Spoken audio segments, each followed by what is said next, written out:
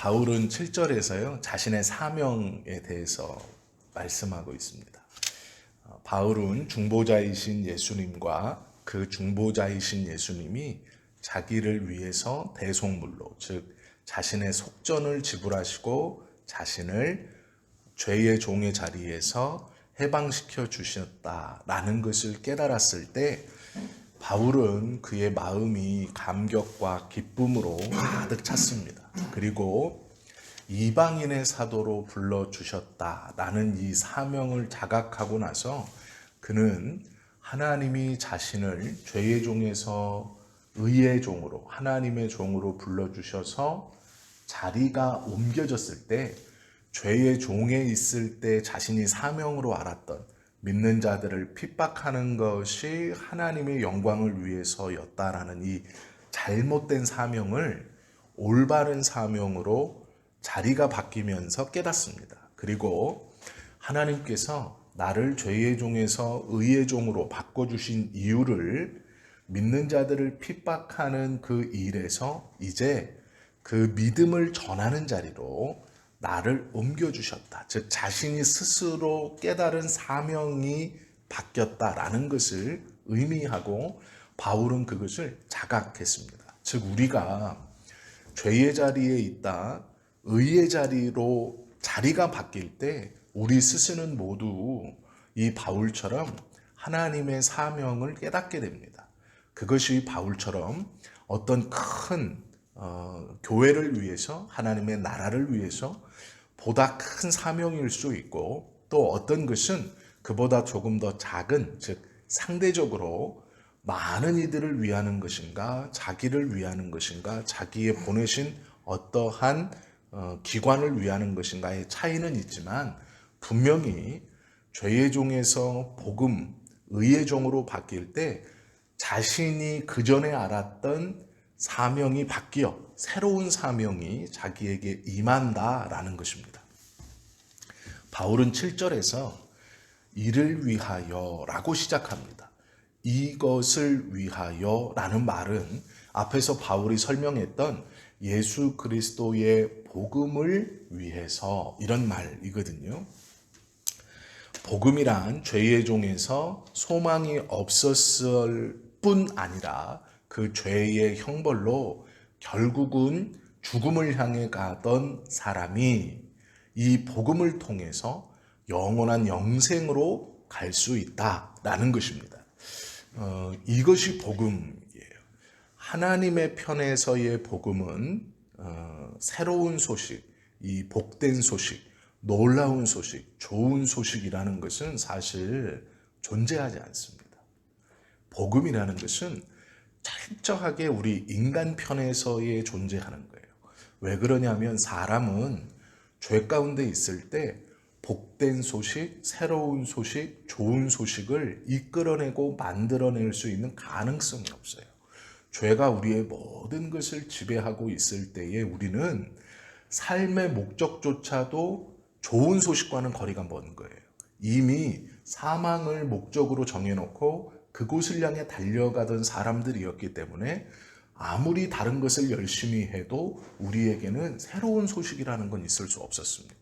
그러나 이것을 중보자이면서 속전을 행하신 예수님을 통해 자리가 옮겨졌을 때, 우리의 소속이 옮겨졌을 때 우리에게는 영생이라는 복된 소식이 우리 안에 들어온 것이고, 또 이 영생이라는 좋은 소식을 아직 죄의 종으로 그 사망을 향해 달려가는 좋은 소식을 들을 수 없고 가질 수 없는 그들에게 이 소식을 잘 전하는 것, 이것이 죄의 자리에서 의인의 자리로, 죄의 종에서 의의 종으로 바뀐 우리들이 마땅히 전해야 하는 것입니다. 그래서 전도라는 것은 교회의 자리를 채우기 위해서 하는 것도 아니고 어떤 것처럼 뭐 내가 집사가 되려면 몇 명, 뭐 권사가 되려면 몇 명, 이런 것도 절대로 아닙니다.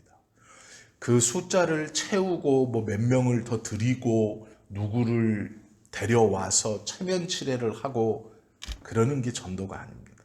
복음이라는 것은 사망을 향해 달려가던 소식을 알지 못했던 그들에게 영생에 대한 소식을 전해주는 거예요.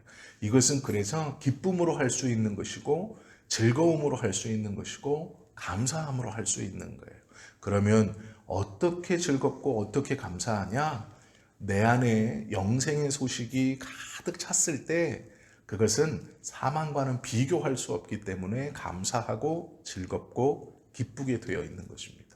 그래서 복음을 전함은 억지로나 인색함으로나 내가 무엇인가를 얻기 위해서 하는 것이 아니고 스스로 즐겁고 기뻐서 하는 거예요.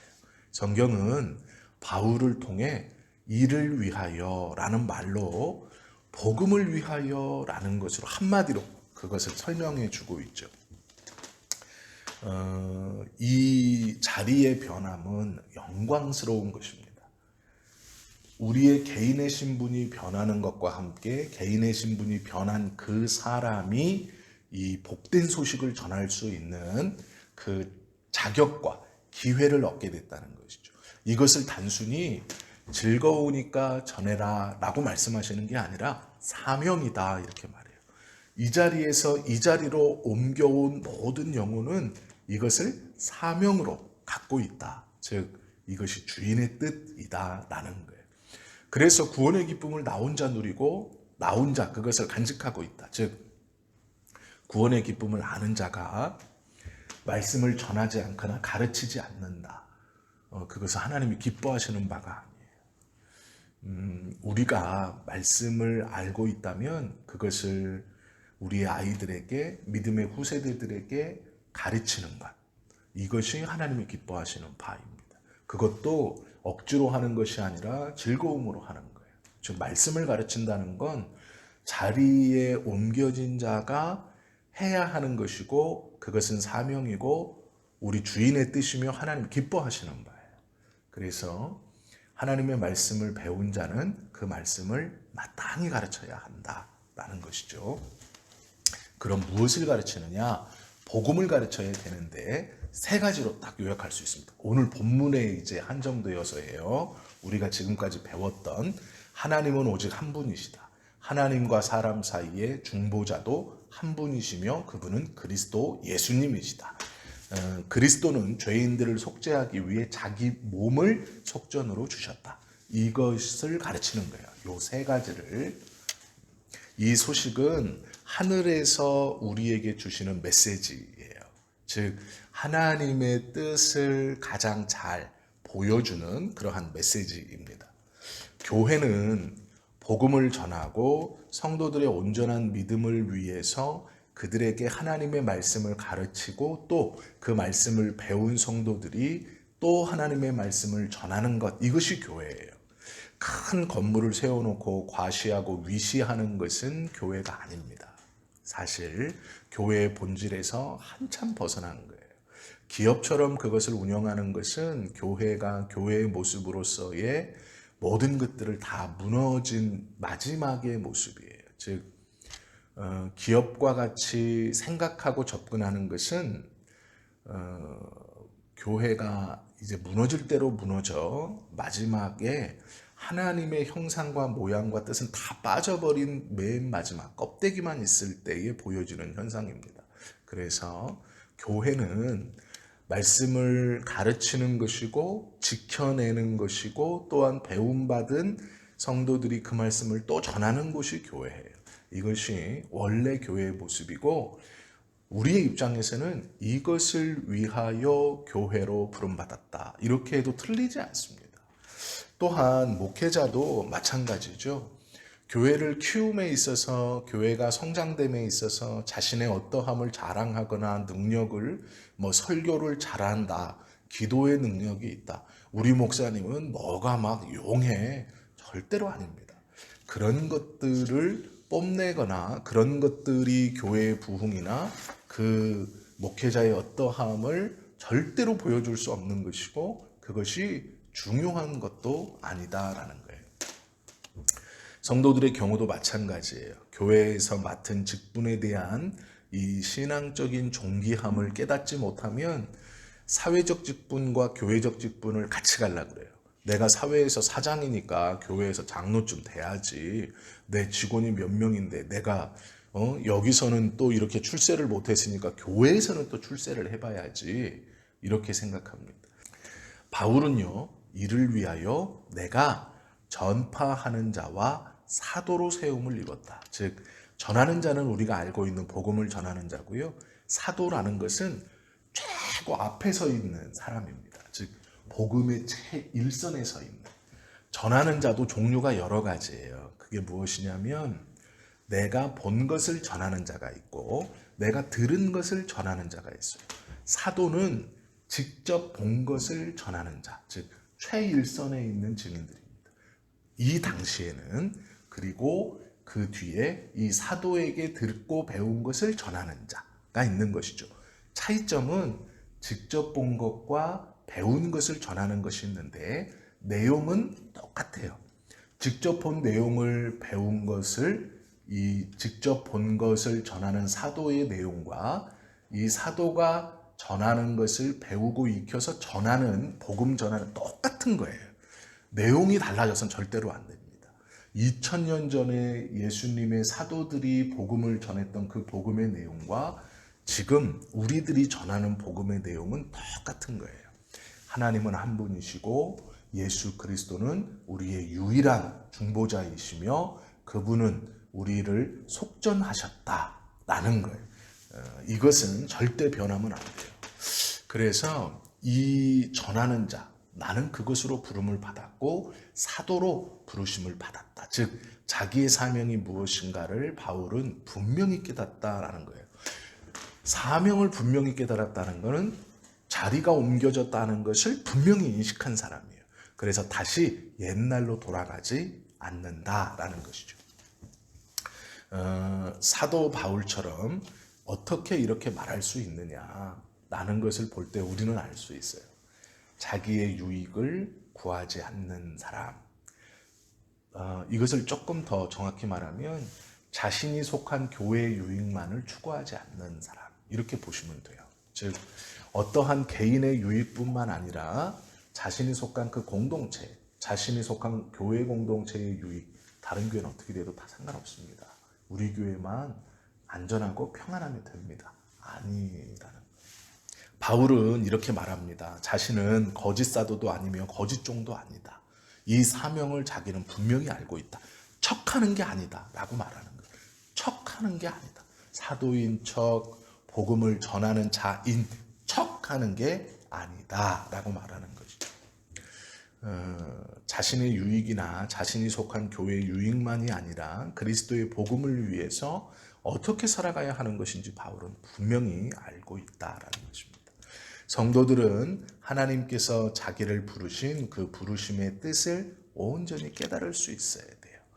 그렇다면 우리가 나의 유익을 구하는 것이 하나님 앞에서 필요 없다는 얘기가 아니라 사명의 자리에서 우리가 기도할 때 나의 유익을 구하는 것보다 먼저 하나님이 나에게 주신 사명에 대해서 기도하고 구하는 것이 먼저 순서로 옳은 기도이고 바른 순서의 기도이다 라는 것을 깨달을 수 있어야 합니다. 모든 그리스도인들은 하나님의 부르심의 깊은 뜻을 생각해야 하는 것이죠. 믿음과 진리 안에서 내가 이방인의 스승이 되었다라고 바울은 스스로 말합니다. 이것은 바울이 가지고 있는 사명에 대한 대답이에요. 이방인의 스승이 되었다. 바울은 구원받고 나서 복음을 경험하고 나서 스스로 나는 이방인의 스승으로 부르심을 받았고 그것은 거짓말이 아니다. 이렇게 자신의 사명을 확신했습니다.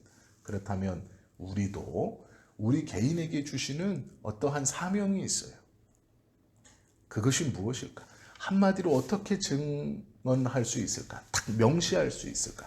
이방인의 사도로 나는 부르심을 받았다. 나는 바울처럼 우리도 각자 하나님 앞에서 어떠한 사명을 받았다라고 말할 수 있어야 돼요. 그러려면 이게 하루 이틀에 되는 게 아니에요. 바울은 다메섹에서 부름받고 광야로 나가서 오랜 시간을 하나님과 교제하고 그가 돌아왔을 때 가진 마음이에요. 즉 이것은 내가 무엇이 돼야지, 하루아침에 내가 무엇을 해야지, 나는 이거야, 이렇게 하는 게 아니에요. 오랜 시간 하나님과 교제하고 하나님과 교통하고 하나님께서 나에게 주신 사명을 깨닫는, 그것은 결코 짧지 않아요. 어쩌면 우리의 육신의 생명이 다하기 직전 그 순간 깨달을지도 몰라요. 그것을 깨닫는다는 것은 그 순간 정의할지도 몰라요. 그러나 상관이 없어요.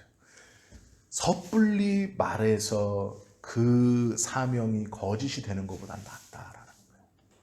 나는 무엇으로 부름받았습니다.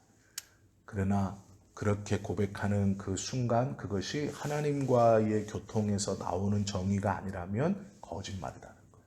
허울 좋은 것이고 듣기 좋은 것이고. 그래서 우리는 그런 잘못을 범하면 안 된다라는 것이죠.